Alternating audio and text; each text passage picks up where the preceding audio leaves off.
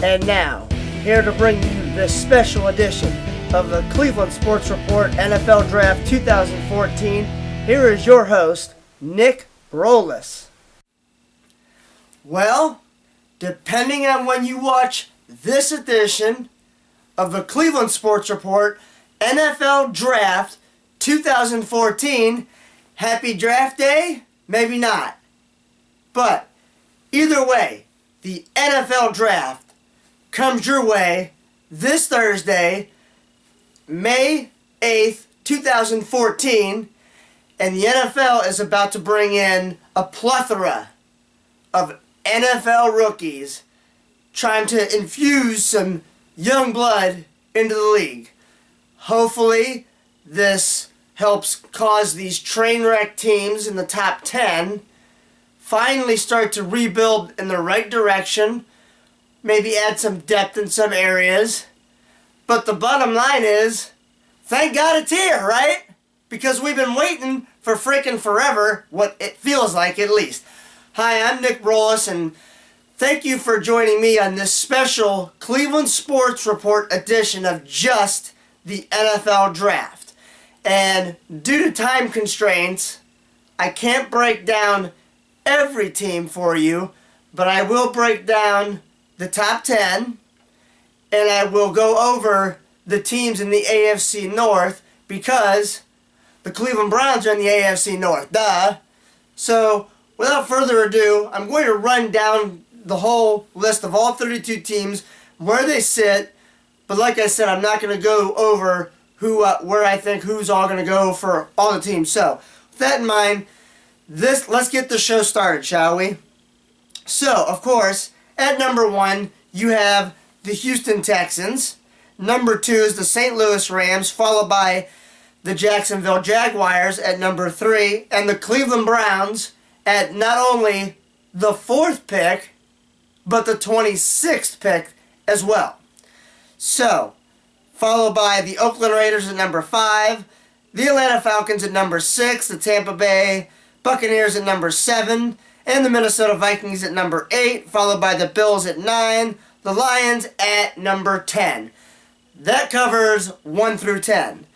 Starting at 11, you have the Titans at 11, the Giants are in there at number 12, followed by the St. Louis Rams again at number 13, followed by the Bears at 14, Pittsburgh at 15, Dallas at number 16, Baltimore with the 17th pick, the Jets come in at 18, the Miami Dolphins at 19, the Cardinals are at number 20, and the Green Bay Packers come in at 21, followed by the Eagles at 22, the Chiefs at 23, the Cincinnati Bengals at 24, the San Diego Chargers at number 25, and as I already told you, the Browns at number 26, followed by the Saints at 27, the Carolina Panthers come in at 28, followed by the Patriots at 29, the 49ers at number 30, and the Denver Broncos, who lost in a landslide to the Seattle Seahawks in last year's Super Bowl, at number 31, and your Super Bowl champion Seattle Seahawks at number 32. So, with that being said, here's what I had for you to go over for my picks, 1 through 10, and then I'm going to cover the AFC North teams individually. Now, these are my opinions. Obviously, I don't get to watch some of these teams, like all their games, but I did the best that I can. I went down their rosters and tried to figure out who I think that they would go with, and here is my opinions. Number 1, the Houston Texans. I have them taking Jadeveon Clowney, and I know they need a quarterback because Schaub obviously wasn't the answer last year, but I think that they're going to, later on in the draft, take a quarterback because I don't think that they feel that there is a quarterback worth the number 1 overall pick in this year's draft. So, with that being said, I think that they're going to go with Clowney. And can you just imagine having J.J. Watt at one end of your defensive line? and then having to defend Clowney at the other end of the line, that's an offensive line's nightmare if Clowney actually plays to his full capability. That being said, number 2, we go to the St. Louis Rams. And Sam Bradford, you're going to get some help, not in terms of a weapon to throw to, but someone to help protect you, that being Greg Robinson of Auburn. I think that St. Louis is going to give Bradford one more year to prove that he was worth the big contract that they had to sign him to when they first drafted him. Now, yeah, they could go with Sammy Watkins because they do need a number 2 wide receiver down there. But I think that they're gonna shore up that offensive line, is what I think they're gonna do. Now, this leads me to the Jacksonville Jaguars at number 3. This is the team that I'm worried about being a Browns fan. And I'm worried because they've got Justin Blackmon, but I didn't think that he was going to be that great of a player when they first drafted him. Number 2, he gets into too much trouble when he's a head case. And he's a cancer in the locker room from everything that I've read and heard. That being said, they don't have a quarterback either. And I just feel that with this wide receiver class that's so deep this year, I think they're going to chance it. And I think Jacksonville is going to take Johnny Football from Texas A&M.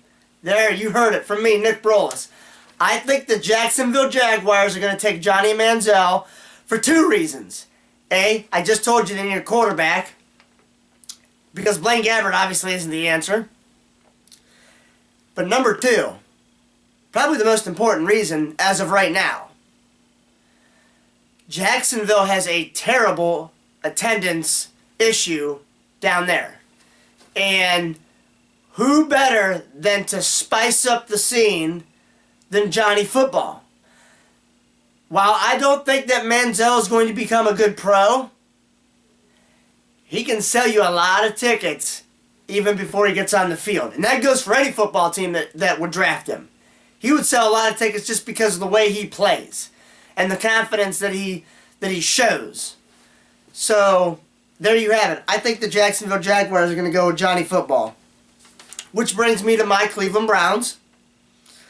I think that they're going to take Sammy Watkins, the wide receiver out of Clemson, because I think that they need an insurance policy with the fact that Josh Gordon has 2 strikes against him, so to speak, and if he gets in trouble one more time and the NFL doesn't like it, he's out. And if Sammy Watkins plays to his full potential, he could be a number 1 wide receiver. But with Gordon as good as he is right now, and he's not even in his prime yet, I think that Watkins would be the ideal number 2.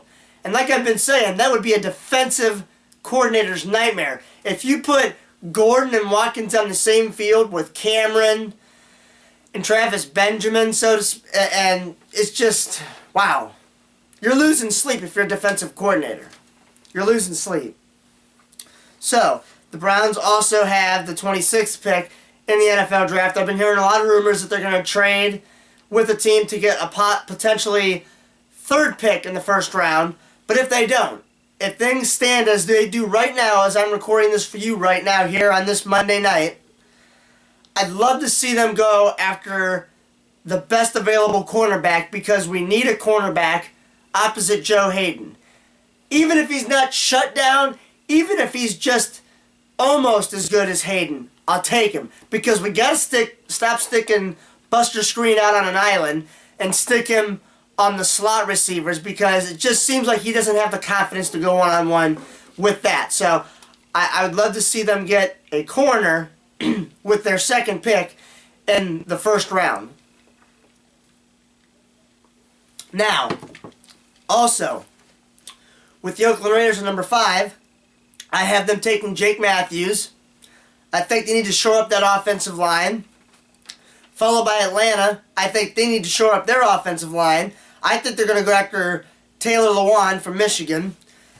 Tampa Bay needs help in so many areas, but I think they're going to go with wide receiver Mike Evans out of Texas A&M. Minnesota, I think they're going to take Blake Bortles because their quarterback situation is ugly. Granted, Bortles needs some time to learn and to polish, so to speak, but you have Adrian Peterson up there. And I think he takes so much pressure off the quarterback that I think that that's one place where I think Blake Bortles could afford to go and only throw the ball, 25 times maybe, if that. I think that's one place that Blake Bortles could fit nicely. Moving on to Buffalo, I think that they take tight end Eric Ebron from North Carolina. And with the Detroit Lions at the number 10 pick, they need help in that secondary. I think that they take Darqueze Dennard, the cornerback out of Michigan State, who had a great game against Ohio State in the Big Ten Championship game. And I think that he's going to be a great cornerback. I think he has the potential to be a shutdown cornerback if he locks in and focuses on football. So, there you have it. I'll run down that real quick one more time before I go on to the other three teams that I'm going to cover, that being Pittsburgh at 15, Baltimore at 17, and Cincinnati at 24. So again, number 1, Houston, I have them taking Clowney. St. Louis at number 2, I have them taking Greg Robinson. Number 3, Jacksonville Jaguars take Johnny Manziel. Number 4, my Browns take Sammy Watkins. And number 5, Oakland takes Jake Matthews. And number 6, Atlanta, the Falcons take Tyler Lewan. Number 7, Tampa Bay takes Mike Evans. Number 8, Minnesota, the Vikings select Blake Bortles. Number 9, Buffalo selects Eric Ebron. And number 10, the Detroit Lions, as I just told you, take Darqueze Dennard out of Michigan State. Now, with that being said, since the Browns are in the AFC North, I'm going to pick on just Pittsburgh, Baltimore, and Cincinnati to finish off this special edition of the Cleveland Sports Report. Number 15, the Pittsburgh Steelers. I have them taking Kyle Fuller, the cornerback out of Virginia Tech. They sorely need to make a youth movement on the defensive side of the ball. Now, I know they already lost the linebacker to Oakland, but I really think that they need to shore up the defensive back area of the team. And Kyle Fuller is ranked by some people as the best corner going into the draft. Now, whether that's true, we don't know. But either way, Pittsburgh must make a youth movement on the defensive side of the ball in order to get back to where they expect themselves to be on a yearly basis. I know that they need a wide receiver, and I know that the offensive line needs so much help over there. But I really think, in my opinion, that they're going to take a corner, and that is Kyle Fuller. So, there you have it with Pittsburgh. Baltimore, I think that they're also going to make a youth movement in the secondary. I believe they're going to take Calvin Pryor, the free safety out of Louisville. And I know they got some different areas that they got to touch on. And to be honest with you, it wouldn't shock me if they take a running back. I don't think in the first round, but I definitely think before the third round hits, or I'll take that back, before the fourth round hits, I do think Baltimore is going to take a running back because Ray Rice his miles are starting to add up a little bit. But he's also got some issues off the field that he's dealing with, and I think Baltimore's starting to get a little weary of that, in my opinion. Finally, to get closer to the end of this show, number 24, the Cincinnati Bengals. I think that they are also going to take a cornerback, and that'd be the local product out of Ohio State, Bradley Roby. And you notice something that I just did there? Did you notice something?